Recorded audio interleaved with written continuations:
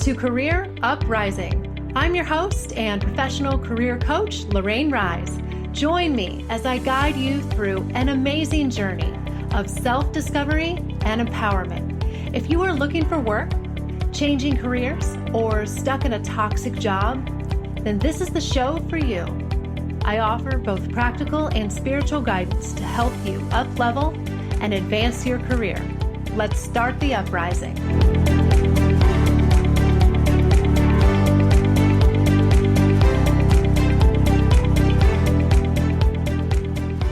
Hey everyone, you are listening to episode 99, How to Break into Consulting with David Shriner-Cahn.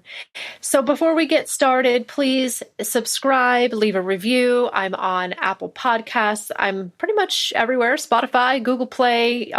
You can also listen right on my website, careeruprising.com. But however you like to listen to the show, I appreciate your support because, as you guys just heard me say, we are on episode 99. That means my next one is my 100th episode, and I'm so excited. This is a milestone that I have been looking forward to for a while. I don't know what it is about that magic number 100. It just sounds amazing. And it's been exactly 3 years now, I think about this month, April or May. Well, I guess we're getting rolling into June, but pretty close. Springtime, 3 years ago when I started this show. And so here I am, 3 years and 100 episodes almost later, and I'm still going strong and loving it. So thank you to all the listeners. And I want to just give you guys a sneak peek that the shows that air next month in July, when the 100th episode will actually air, I'm going to be doing a giveaway. I've got some prizes, some free career-related prizes for you guys. So you'll need to listen to the show to find out how you can win those. And there's going to be no limit to the number of winners. So I just want to do something fun for my listeners to say thank you, guys. So be sure to tune in to the next couple of episodes in July, and we'll have some prizes. Okay, but for today in the studio, I have another wonderful guest. I have David Shriner-Cahn, and I'm going to tell you just a little bit about him. But as you know, the guests tell their story best in their own words. So I'm going to let you hear his story and his evolution, and how you can break into consulting and start a business of your own, maybe on the side or to replace your job one day, whatever you want. If you want to have the type of career that I have as a consultant or a coach or whatever it might be.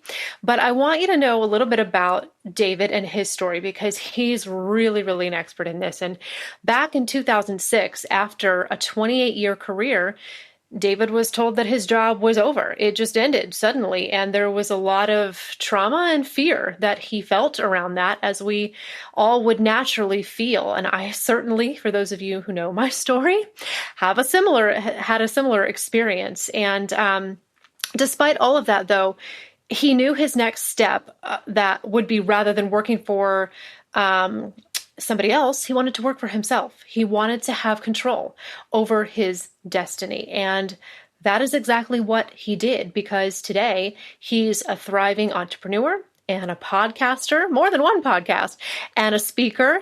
And he works with solopreneurs and business owners that want to build a great business with stable income.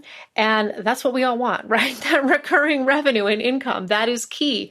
When you are starting your own business, you have to replace your income and you have to make it repeatable every month. And so that's what he guides entrepreneurs to do. And he's excellent at what he does. And I want to also say too, a lot of you guys know that the coaching that I do is much more geared towards finding a traditional job.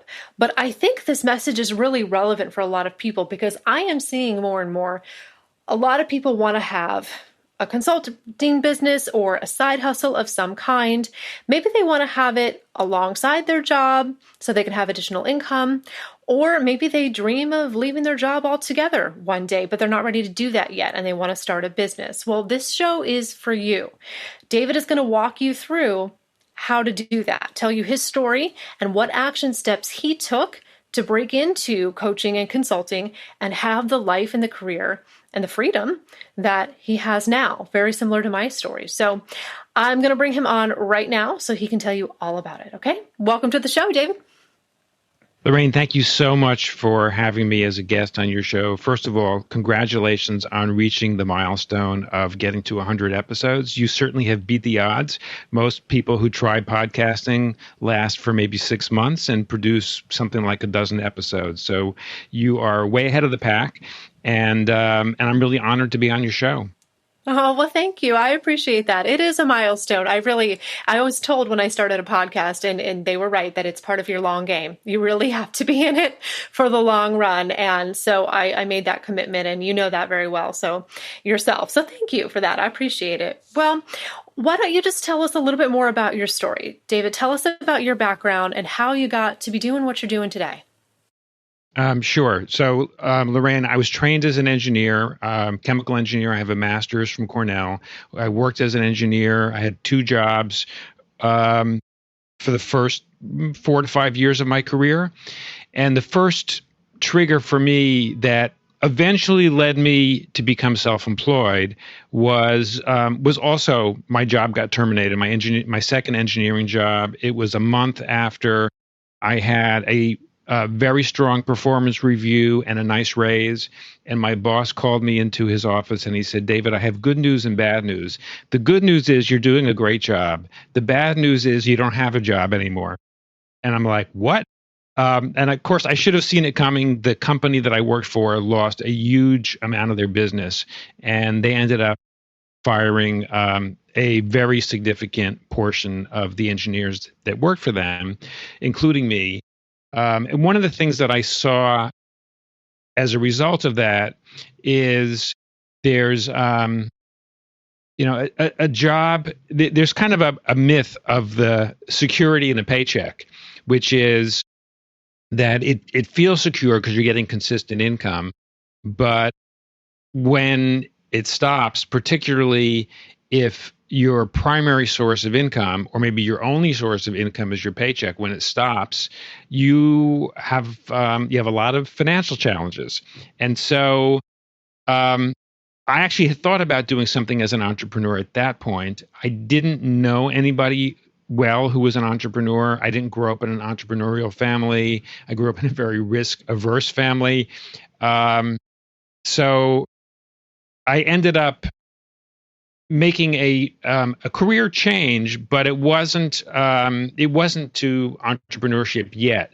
And I went into the not-for-profit sector mainly because I wanted to do something that I felt was personally more rewarding, and where I thought there would be a little bit more humanity in the relationship between employer and employee, and it wasn't just about the numbers.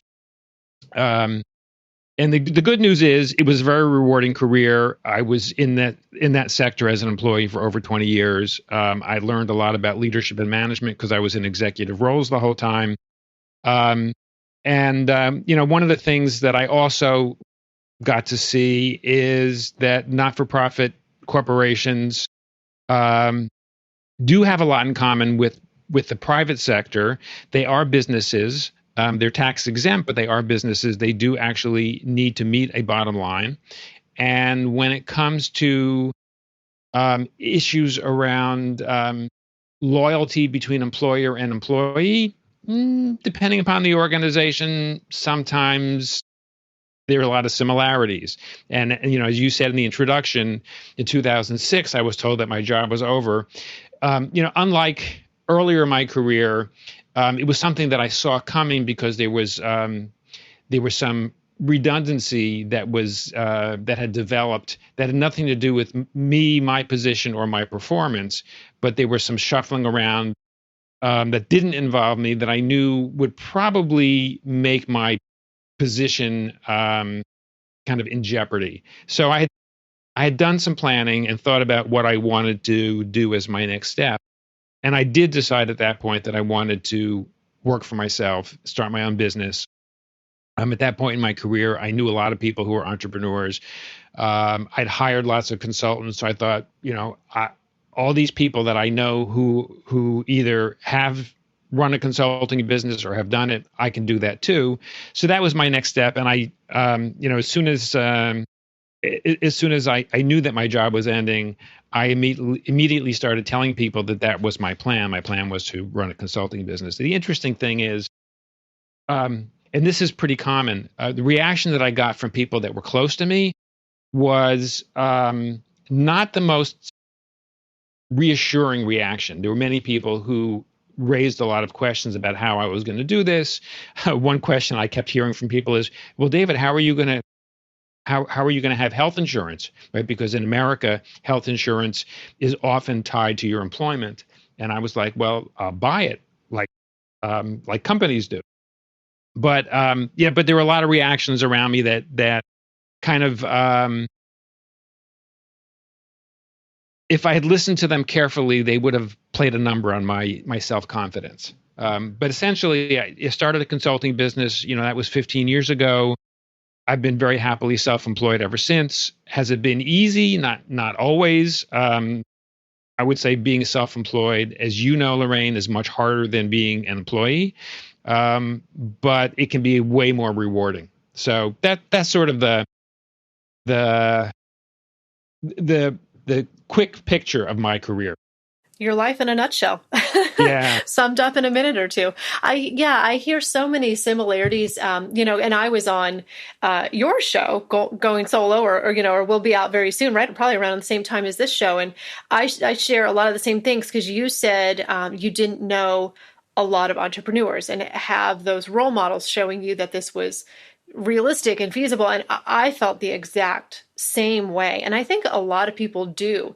I think we seek that out when we're doing something new. We want that proof, right? So how did you find the courage to do this without necessarily that proof? A lot of people are trying to make a career change or start a business, whatever it is. They're trying to kind of reinvent themselves and do something completely new. And they've never done it before. So to them, it's unproven. So what inspired you, and how did you find the courage to kind of push through that? Was it uncomfortable or nerve-wracking? How were you feeling when you made this transition and you were trying to find your income on your own? Tell me just more about what you were thinking and feeling and how you worked through that. Well, certainly there were lots of times of discomfort. The good news is I was staying in the same discipline. So I came out of the not-for-profit sector. I had over 20 years of experience in leadership roles, and so I became a nonprofit management consultant. So performing the work was not the issue; it was getting the work. Like the whole business development thing was probably the biggest challenge. It was not something I had ever been responsible for doing. So I would say that was the biggest challenge. And frankly, like most consultants, my initial clients all came from personal contacts from my network. So that's, one piece of advice that I tell someone who's starting out on the same path is work on your network, because as a consultant, people are going to ask people they know who's good at doing such and such, who's good at solving this problem. And so you want to be the person that gets referred. So that was kind of number one. Absolutely. And my first clients as well came from my next door neighbor was my first paying client ever. And then I can think of one of my daughter's preschool teachers, one of my former teachers, the craziest places my clients came from, my first few, but they were all within my network. So I completely agree with you that you need to focus on people and relationships, especially getting yourself started because people don't know you yet. But you said one thing too that I thought was significant. You said one thing that made it easier for you was that you were staying in the same field and you were really focusing on what you already knew, so that the only thing that was new to you was that client acquisition and building the business. You weren't learning some kind of whole new craft or anything like that. Sounds like you really played to your strengths and your area of expertise that you already had and leveraged that. Did that make it a lot easier? I feel like that's probably a good starting point for a lot of people to think, well, what am I already good at? What do I already know? How can I turn that into a consulting business, perhaps? Because that's what I did as well. Right. I took what I already knew. Yeah, go ahead. Lorraine, if you need the income, then go for the low hanging fruit, right? Pursue what you're already good at and what you love doing, Hmm. and Yeah. serve the people that you want to serve, and then just figure out how you're actually going to make a business out of that. Hmm. I agree. I agree. Yeah, I did that as well. I took what I knew about hiring and coaching and training, what I'd already been doing, and just started really charging for it and getting clients that, outside of that. So I think it's important for people to really focus on what they know and what they're good at. Absolutely. So if there's somebody out there right now, because I work with mostly with mid and late career professionals, usually 40, 50 plus, these people have experience, they have expertise without a doubt. Like you, they've already had a 20, 30-year career. If they're out there right now listening to this and thinking about getting into consulting or starting some kind of side business, what would be your advice? What's maybe one or two first steps that you think that they could take to get started? Well, I think it's very different when you're starting a side business versus doing something full time. So if you're like me and your job ends and you want to pursue consulting full time, you got to be all in.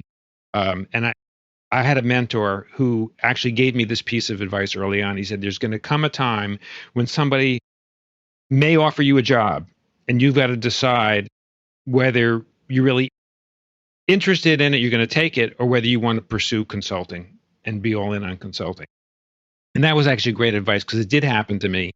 And I was at the point where I had some consulting business, but it hadn't replaced my previous employment income yet. And I really wanted my business to work, but I wasn't 100% sure at that point that it was. And it was very tempting to pursue this offer.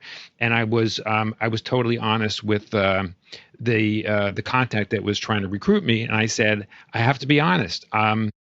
Even if I get offered this job, I am trying to build a business, and I'm not 100% sure that I really would want a job, even if it's a lot of money, over the business. And that the recruiter said to me, then we shouldn't pursue this any further. And that, Mm-hmm.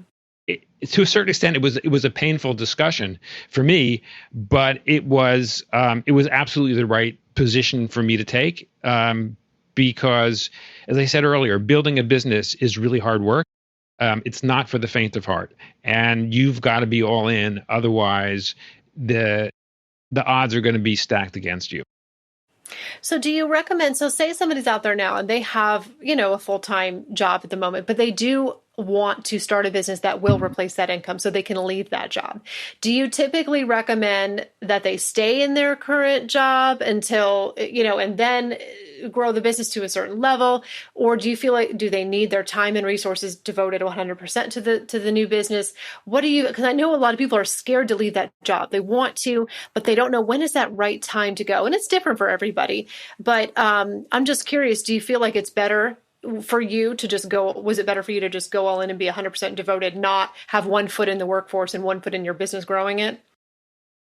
Well, in my case, I didn't really have a choice because my job was terminated. Yeah, that's So, true. so That's right, so true. so I was 100% all in from day one, and so yeah, it was a little different. But if you are employed and your job is not in jeopardy, but you would like your next step to be your own business, so you would like the greater security by building up your business and getting it to a certain point before you leave your job, if you're going to leave proactively, then here's what I would say. Be really clear on your criteria for what things need to look like, both with your job and with your consulting income, for you to proactively leave your job. Because I've seen this many times, and I have clients that are employed and have consulting businesses. And if they're not really clear on what the metrics are for um, when they would quit their job, then the job has a false sense of security and they stay in too long. Because when you do make the jump and you quit your job, then you have a lot more time to devote to your business, but you're still unsure about how your business is going to develop. And your consulting income may not be enough to replace your employment income. And even if your consulting income is as much as your employment income, think about it. let's say your income is 40% employment and 60% self-employment. Well, if you voluntarily stop the 40% that's employment, all of a sudden your income goes down. So you're still, even though you may not need all that income in order to support your lifestyle, your income is still taking a hit until you replace it in your business. So there's always going to be that dilemma about when do I quit. So be really clear on what your criteria are and write them down. And I would say write them down. And if you have a partner, share them with your partner, discuss it. Be really clear on what you would do and how you would do it and when you would do it. Mm-hmm. Yeah, it's often like if we don't know exactly what we're looking for, we never find it. So if we don't know exactly what it is that's going to take to leave that job, maybe we'll just stay in it. We'll never do it. So I think that's good advice, to be very clear on what it will take and when you're going to make that commitment to go ahead and leave, and when it makes sense for you. So I'm curious too, with all the entrepreneurs that you work with, are there any common threads, like common mistakes that you see people make that you could share with listeners? Early entrepreneurs starting out, what's maybe one or two common mistakes that you see that they make? There's some common mistakes. They actually have a lot to do with the difference between the employee mindset and the self-employed mindset, which is particularly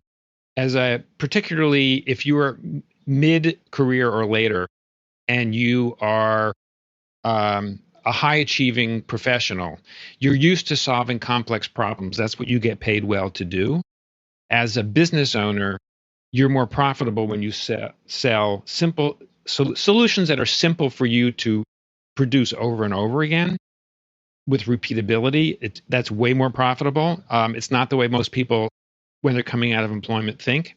That's a common mistake. Pricing and billing is a huge black hole for most people. And I would say many consultants charge way too low, and many of them charge with a time for money model, which is based on your input as the consultant. What clients pay for is a result. They don't care how long it takes you. So if you focus on charging for results, you will probably charge more, and B, you'll be able to charge in a way that is more easily repeatable for you. So I would say those are really common, those mistakes. Mm-hmm. Mm-hmm. I remember working through those myself when I first started out and switching from the hourly coaching to structured programs and packages. And you're absolutely right. It makes an enormous difference.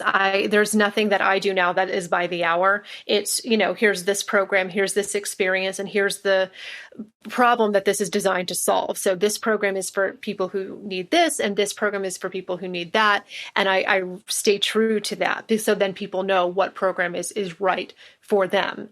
So I completely agree with you on that. Well, tell us a little bit more then about your work. You have 2 podcasts, you have your business. Tell us a little bit more about who you help and where people can learn more about you and engage with you. Sure. So I help people who are mid to late career, who are going from employment to self-employment, usually as a consultant or a coach. And in particular, when the trigger is that their job has been terminated, but they want to make it as an entrepreneur. They don't want another job. So I would say that is what is in common, is that transition from employment to self-employment. And if there's time, I'll run through very quickly some of the things to keep in mind if you're going through this that are really important, and I could let you know how people can get in touch with me. First of all, it's a big transition, and particularly if your job has been terminated, think about taking a sabbatical to do some self-reflection. It's actually a very traumatic, as you mentioned in the introduction, it's a traumatic transition. There's a lot of stuff that happens to your self-identity, and honestly, there's when you and the terminology we often use is you have lost your job.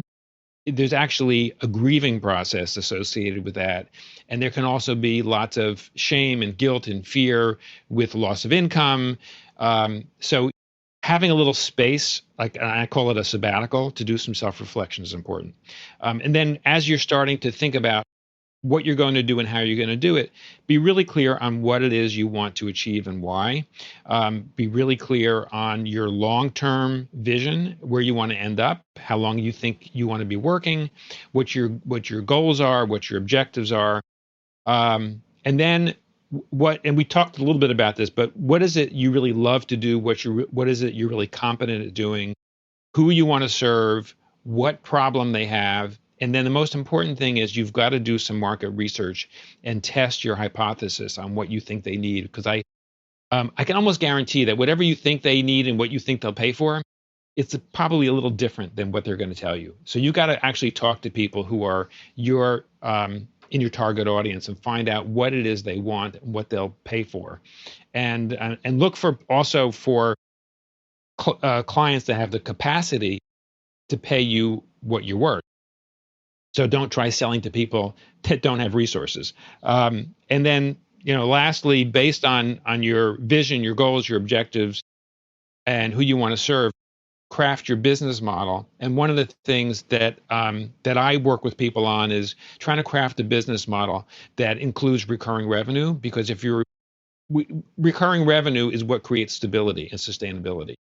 And especially if you're leaving a job and you're starting your own business, you're used to having recurring revenue. Good paycheck is recurring revenue. So think about ways that you can get paid a consistent amount from multiple sources, and then you're going to test it. And then you roll it out, and then hopefully you'll be able to rinse and repeat and scale. So that's sort of the process in a nutshell. But keep in mind, this is not quick. For most people, no. we're talking about, till you get to where you feel you're sustainable as a consultant or coach, we're talking probably 2 years or more. Oh, I would say it was probably that long for me. Yeah, at least. Definitely. And I'm at 6 years now, and I've been in a good spot for a little while now, but it took a while. It took a lot of trial and error. I think you have to be willing to run experiments and see what works, and try this and it might not work, so try something else. And so I'm a big fan of just trying things out and running. And that's kind of a way to, like you said, do some market research and see what works. And not every program I've sold or product I've made or anything, that I've developed has sold.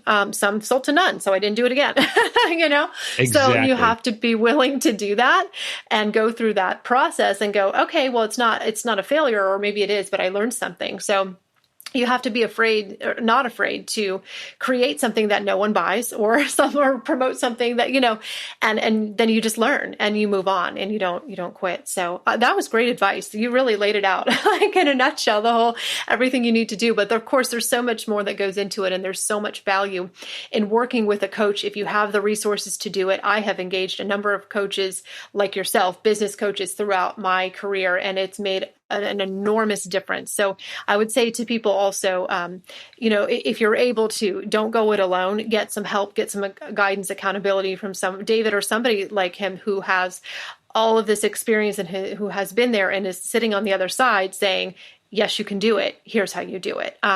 So don't go it alone. Hire someone. Get help if you can. That has been really wonderful for me. So I really appreciate your time and your insights. This has been a great conversation. So do you want to share the names of your podcast or your website or anything like that? Yeah. I host 2 shows, Smashing the Plateau and Going Solo. They're designed to help consultants and coaches at different stages in this transition and in their business. Each show has 1 episode per week. So if you go to our website, smashingtheplateau.com, you can find them. Of course, all the places where you can find podcasts, you'll find them as well. And you can get in touch with me through our website. There's a contact form there. Also, I'm pretty active on LinkedIn. I'm the only David Shriner-Cahn in the world. I'm easy to find. And you can always, send me a connection request with a little message, and I'd be happy to set up a time to speak. Wonderful. Wonderful. Yes. And I'm the only Lorraine Rise I've encountered yet. So I'm easy to find on LinkedIn as well. I know how that goes. So thank you so much for your time and your expertise. I really appreciate this. And so for my listeners, I hope this message served you, and I hope that you will consider checking out David's website, LinkedIn, both of his podcasts, and I'll be on going solo in the end of June. So, which is right around the same time when this will air.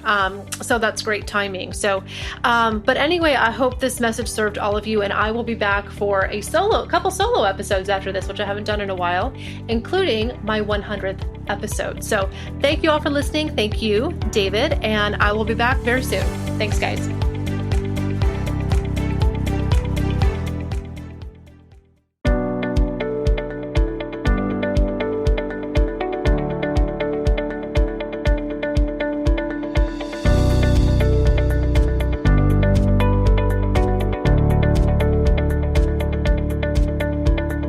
That's it for today's show. Thank you so much for listening. If you like what you heard today, please consider giving the show a positive review on iTunes. It would mean a lot to me, and it would help to spread the word so that others can learn about the show. Thanks again for tuning in, and I can't wait to connect with you again next time on Career Uprising. This show was brought to you by InflowRadio.com, the best curated talk radio network for personal development, wellness, spirituality, and conscious business.